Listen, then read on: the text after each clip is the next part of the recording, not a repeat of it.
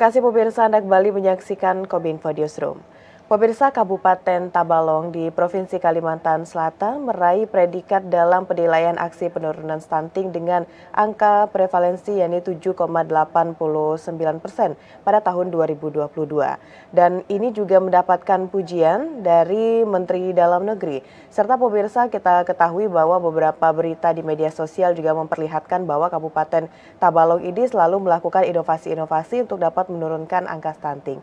Nah, bagaimana inovasi dan juga kebijakan yang diterapkan oleh Dinas Kesehatan Kabupaten Tabalong? Kita akan diskusi bersama pada malam hari ini pada program Kominfo Newsroom. Sudah bergabung melalui via Zoom bersama dengan Kepala Dinas Kesehatan Tabalong, Bapak Taufikur Rahman Hamdi. Assalamualaikum, selamat malam Pak Kadis. Waalaikumsalam, selamat malam, Bu. Baik, sehat ya Pak? Alhamdulillah.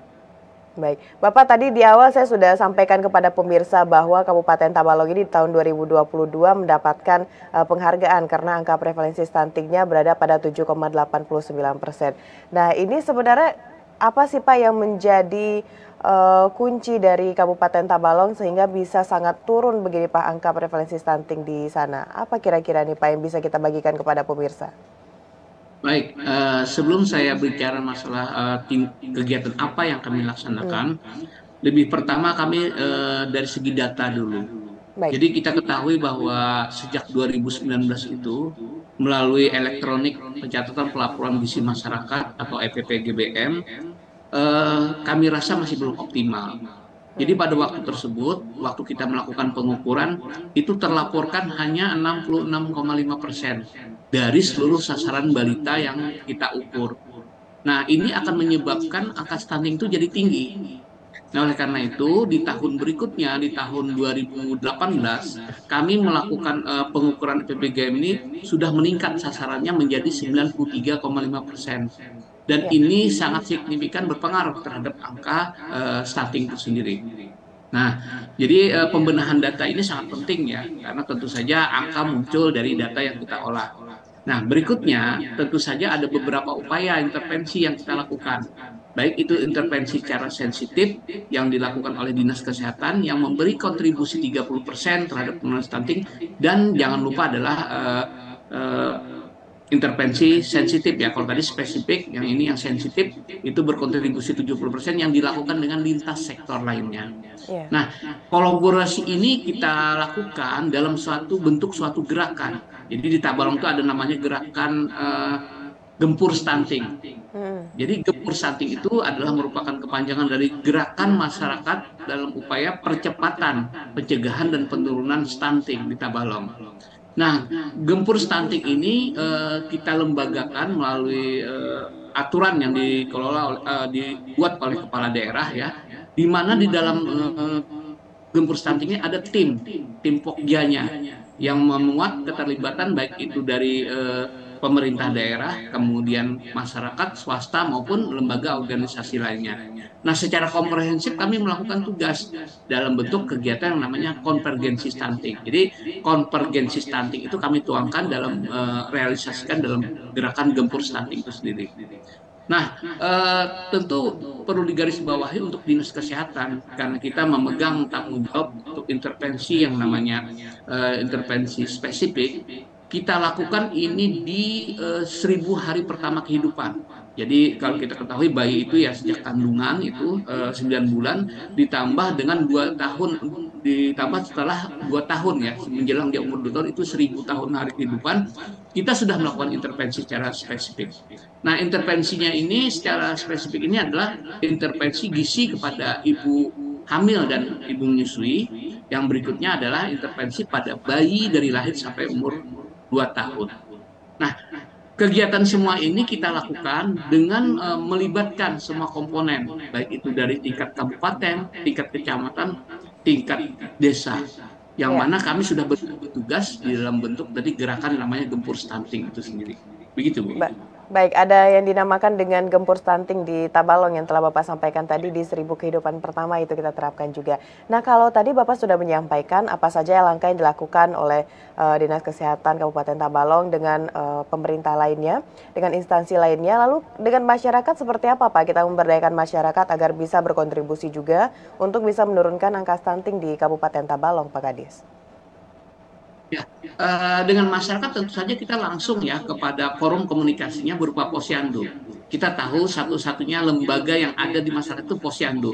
Nah, dengan kita mengaktifkan Posyandu, di mana di Posyandu itu ada beberapa komponen, baik itu komponen masyarakat yang diwakili oleh kader-kader kesehatan ya, orang-orang jenis lokal yang kita beri pencerahan dan berikan pengayaan lah dalam bidang kesehatan, di mana dia bisa melakukan intervensi-intervensi di masyarakat, bahkan sampai ke arah pengukuran tinggi badan. Nah, jadi memastikan masyarakat itu bagaimana orang tua bayi balita ini mengontrol kesehatan anaknya ya, baik dia sejak lahir sampai di usia 2 tahun tersebut.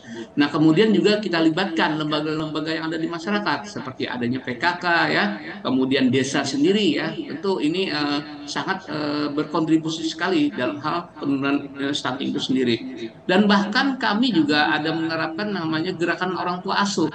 Nah, kita berharap ya dari contoh dari pemerintah dulu sebagai orang tua asuh untuk anak-anak stunting, karena kan kita sudah punya data by name by address anak-anak stunting itu sendiri dan alamatnya sampai ke desa, ke tingkat desa.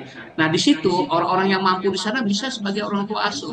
Nah, bentuknya orang tua asuh ini adalah memberikan bantuan ya berupa dana, namun tidak langsung dana diberikan, tapi berupa untuk memberikan bahan-bahan makanan untuk dijadikan sebagai makanan yang bergizi, yang biasanya dilakukan di posyandu, diberi contoh kepada ibu dan bagaimana ibu ini menerapkan di rumahnya sendiri. Nah, ini diberi bantuan sekitar 500.000 per bulannya per anak. Itu juga kita lakukan. Jadi ini bentuk kolaborasi ya, bentuk nyata gitu loh dalam hal bagaimana kita menjamin gizi bayi balita stunting ini bisa terjamin. Itu yang kita lakukan.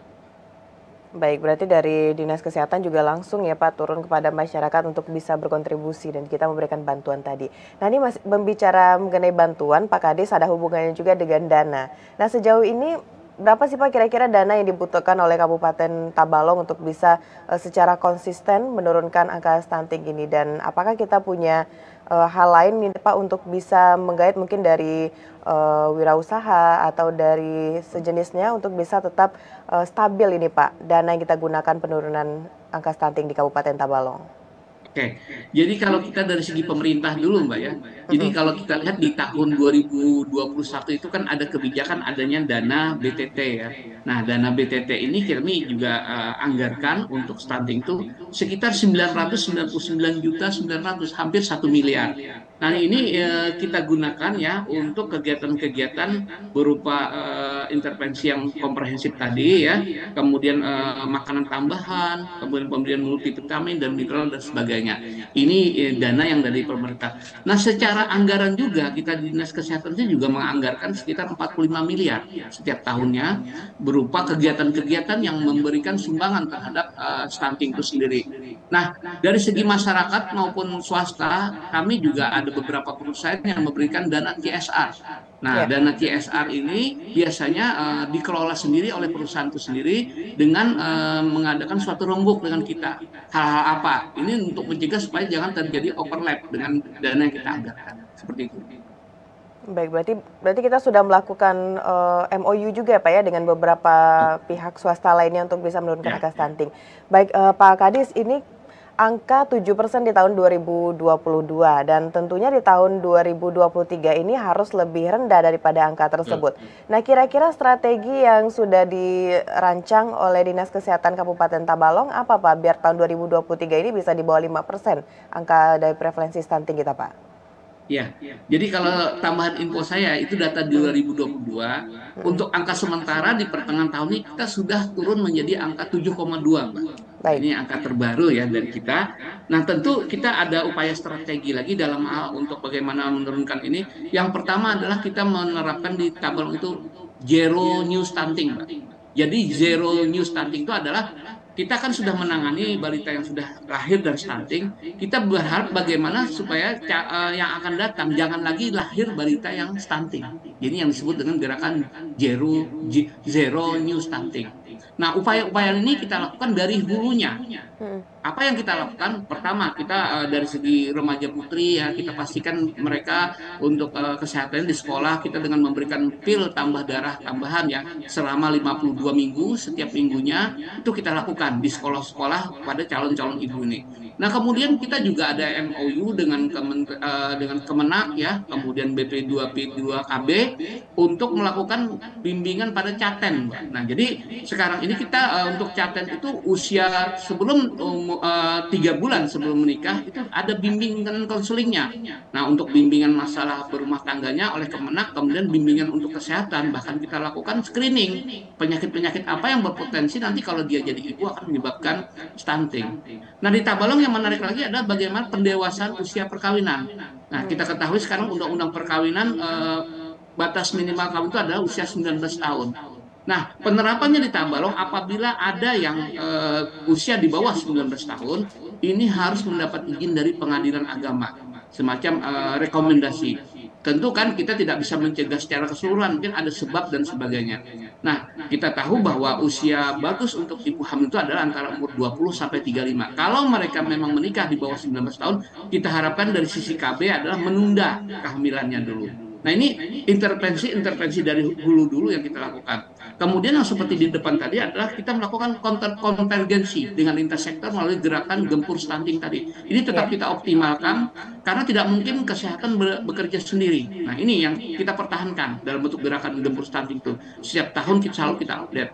Nah, kemudian adalah kita juga mengoptimalkan intervensi gizi spesifik yang tadi kita lakukan pada ibu hamil, ya, ibu menyusui dan bayi balita menjelang umur 2 tahunnya. Dan selanjutnya adalah tentu kita mengoptimalkan lagi menjalin kerjasama dengan lintas swasta. Jadi alhamdulillah untuk perusahaan-perusahaan swasta di Tabalong sudah semua mempunyai komitmen untuk turut serta dalam penurunan stunting ini. Nah, jadi 4 strategi ini yang sudah kami lakukan di Tabalong dalam rangka semakin menurunkan angka stunting, bahkan nanti ada gerakan namanya zero new stunting tadi. Baik, 4 strategi utama yang dikedepankan oleh Tabalong ya Pak. Baik, Pak, ini kita mengetahui bahwa stunting ini kan merupakan gangguan pertumbuhan dan juga perkembangan akibat kekurangan gizi. Dan Pak Kadis mungkin bisa diinformasikan juga sebenarnya pola dari makan ideal bagi ibu dan juga anak agar bisa memenuhi kebutuhan gizinya itu seperti apa sih Pak? Ya, ini yang disebut kita tahu ya bahwa stunting itu terjadi gangguan ya pada baik itu pertumbuhan maupun perkembangannya dari segi gizi ya. Nah, ini masalah gizi yang sebetulnya jadi fokus kita. Jadi kita polakan itu dalam sebutan gerakan namanya PMBA. PMBA itu adalah pemberian makanan bayi dan anak. Nah, di dalam program PMBA ini ada 2 hal yang kita terapkan seperti di depan tadi.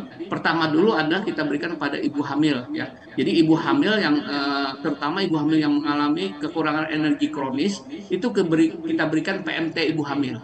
Nah, yang berikutnya adalah memastikan ibu hamil ini meminum pil tambah darah selama 90 hari kehamilannya. Ini kita lakukan.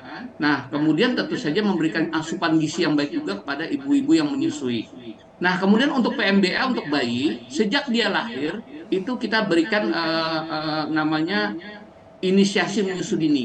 Inisiasi menyusui dini ini tujuannya adalah untuk mensukseskan yang namanya ASI eksklusif. Jadi ASI saja yang diberikan dari bayi lahir sampai umur 6 bulan. Nah, ini kita lakukan dalam konteks PMBA tadi.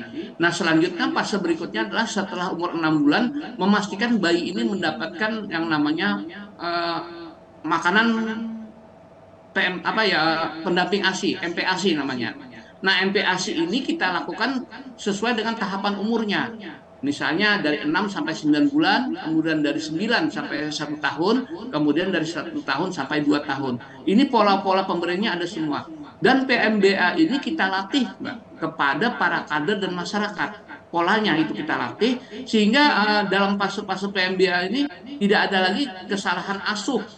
salah asuh ya, salahan asuh dalam pemberian gizi pada bayi balita. Nah, tadi kita support juga dengan adanya orang tua asuh ya, kemudian pendidikan berupa PMBA tadi, bahkan di posyandu itu kita ada namanya dasyat. Jadi dasyat itu adalah dapur atasi stunting ya, di mana di situ kegiatannya memasak bersama oleh ibu dalam rangka masakan yang tadi untuk yang MPASI tadi diajarkan kepada ibu-ibu secara praktek dan ini bisa dibawa ke rumahnya sendiri. Nah, itu pola-pola gizi yang kita lakukan, tentu saja intervensi ini berlangsung terus, jangan sampai putus di tengah jalan. Dan ini juga merupakan, saya sampaikan tadi, dalam upaya juga namanya gerakan ke arah zero use stunting itu sendiri. Ya, jadi memang tidak salah lagi Pak ya kalau Kabupaten Tabalong ini mendapatkan penghargaan karena benar-benar konsisten dan serius memberikan solusi kepada masyarakat kerjasama dengan pemerintah dan juga pihak swasta untuk bisa menurunkan angka stunting.